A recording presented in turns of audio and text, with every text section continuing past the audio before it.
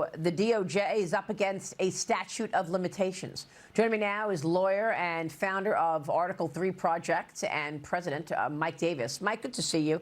Thank you so much for being here. So the crux of it and what they can come up with against Jim Comey today, 5 years later, is that he lied under oath about directing Andy McCabe to share with the press that Trump colluded with Russia.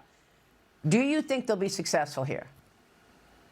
I do think that they should seek an indictment in the Eastern District of Virginia because this is a very serious matter. What the allegation here is that the Obama White House and his Justice Department and his intel agencies, including the FBI, made up the Russian collusion hoax to help Hillary Clinton's campaign and to hurt President Trump's campaign, and they continued this conspiracy to this day. And when the Senate Judiciary Committee was investigating this Russian collusion hoax, James Comey allegedly perjured himself and obstructed the congressional investigation. Those are very serious felonies, and so there must be accountability for this. I also think there are going to be other criminal probes on Crossfire Hurricane separate from the Eastern District of Virginia, maybe another probe looking at the broader conspiracy. So, I mean, Mike, you know, there was a lot gone wrong with this whole operation, Crossfire Hurricane. Jim Comey pursued this investigation into investigating Trump colluding with Russia, despite the fact that there was absolutely zero evidence to actually originate an investigation in the first place. Is there criminality there? I mean, putting the lying under oath aside for a moment, is there other criminality that you can look at?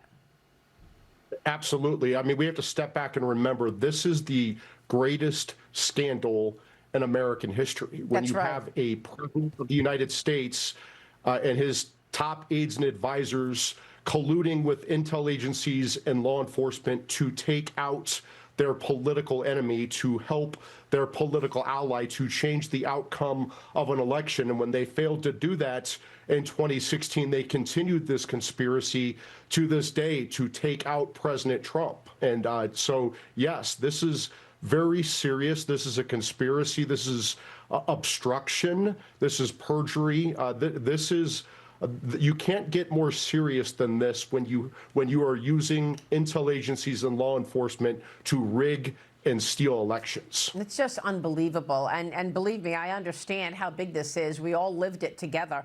And I reported at the time that we had no evidence of any Russia collusion. And you know, how did this investigation originate in the first place?